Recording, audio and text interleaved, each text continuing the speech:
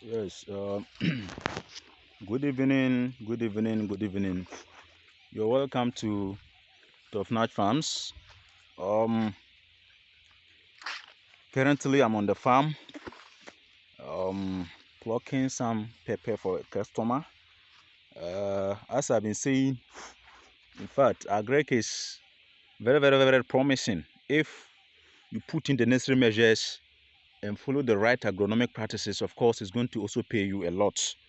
But then, if you throw in your money and sit behind, expect your workers to do the job, the wonders for you, just know that you have just thrown your money into the sea. And for that matter, your practical as a salad farmer, I personally is always involved doing a lot of the farm work. I do within myself. I do harvesting myself. Today, as you can see, none of my laborers is with me, but then the only person harvesting the pepper because as they're ready, if you do not harvest, they'll go bad. In fact, with pepper, it actually needs a lot of time. It has a lot of challenges, but if you are able to accept the challenge and then work on the problems that you you made, it also promise you good. Yes. What are some of the challenges um, in pepper farming?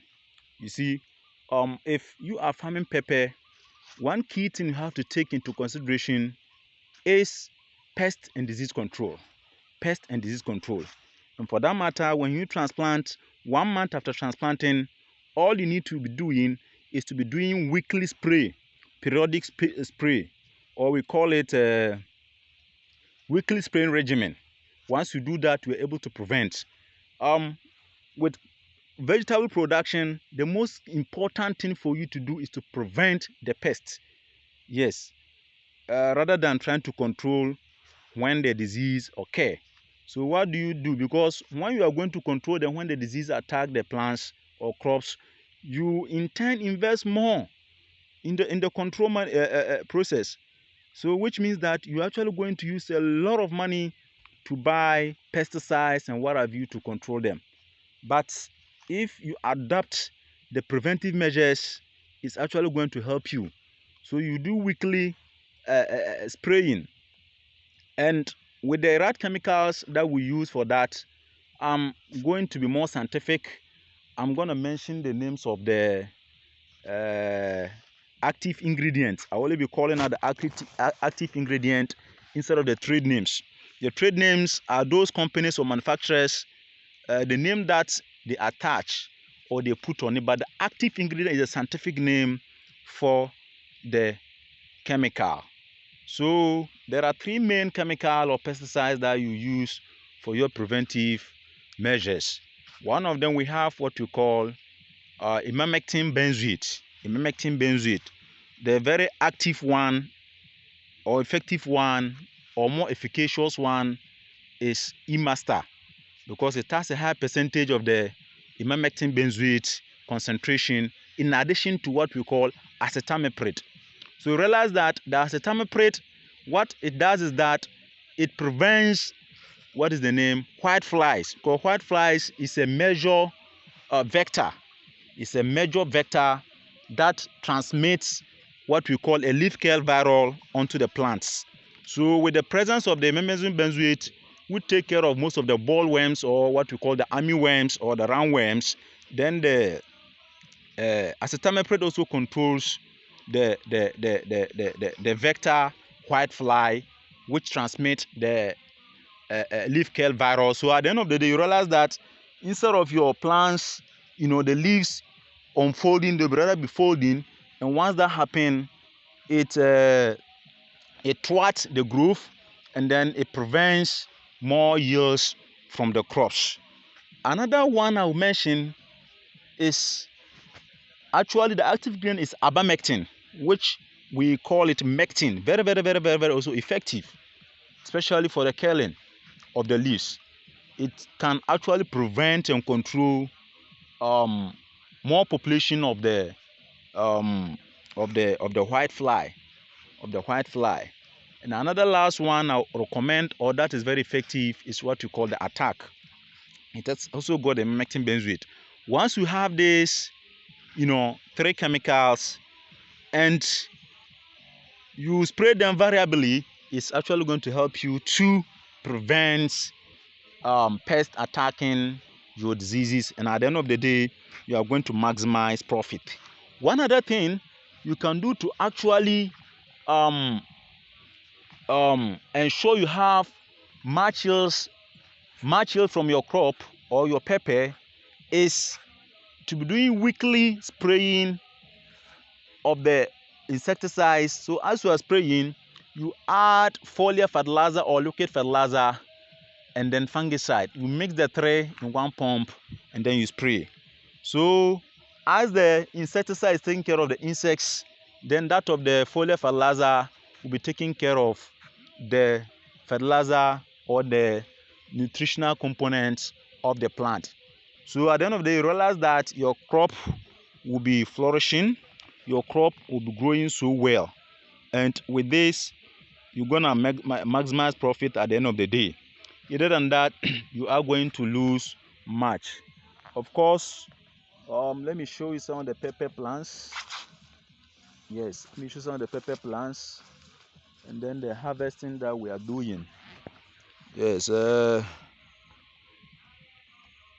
has not been easy. Sorry, it has not been easy, but if you are very serious with what you are doing, at the end of the day, you are going to prevent losses and you are going to make up a lot of profit. It's not easy. People sit down and say, oh, farming is actually for the poor. That is a lie. Wallahi, if you don't have money, you can't go into farming, more especially vegetable production. Vegetable and fruit production is cost effective. Of course, it's highly demanding or highly demanded of money. If you don't have the cash, you can't go into it. Here we are using sprinklers, irrigation system, and that alone, in fact, it's going to cost you a lot. It's going to cost you a lot. So I want to tell you that it's very productive. I want to tell you that farming is a promising business. I want to tell you that whatever you are doing, just attach seriousness.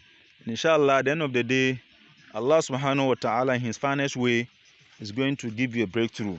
You don't just start farming and expect, a breakthrough. Of course, challenges will come, and that is what will strengthen you much. If you don't face the challenges, you may think that it's so easier for you to go into farming and make it. But once the challenges come, don't let that one put you off. That one should rather strengthen you. That one should let you actually stand well and face what you are doing, because you're taking it as a business. Gone are the days, I could remember when we were growing up, we always saw our fathers gone into farming, and we were thinking it was some kind of punishment, and we're thinking it was just for the poor. But now it's not so. It's not so. Take it as a business, invest in it, invest your time, invest your resources, and know what you are looking for. No matter how many times you have fallen, no matter how many times you have gone into losses, do not still give up. Stand by it, and inshallah, at the end of the day, Allah will see you through. But you do it expecting that at the end of the day, you're going to make it by hook or crook, then it will also fail you, because what you need at the end of the day, you will not get it. So I want to urge all the youths to engage, go into agriculture, because now as it stands, Ghana, things are very hard. Even if you are a government worker, you still need to add something. So that is why I have decided to add farming to it. And I don't only do crops farming, I'm also into animal livestock. Yes, in the appropriate time we'll talk about that. And inshallah, pretty soon our next video will be talking about cucumber production. Then afterwards we'll also be talking about green pepper, because I farm a lot of crops. And pretty soon we'll go into cashew production, and with time we'll be talking about that. But all I need to do for me is to subscribe. If you are new to the channel, is to subscribe and share. Subscribe and share so that we can go far. If you come to the Sisala terrain, you realize that of course we are also doing well, because we realize that there are gaps in terms of vegetable production. As for maize, if you come to the Salah land, the whole Ghana, we are considered as what? A food basket in terms of maize production. But what we are lacking is that of the vegetable, the pepper, the tomato, the cabbage. Very, very, very, very, pathetic. You see, people bringing calls from Burkina Faso to come and sell to us. We have fertile lands, we have dams all around us, but you see the youth not going into that. We leave that, and surprisingly, people even come from Burkina, the nearby, districts of Burkina, to come and do tomato farming here, sell them to us at an exorbitant price.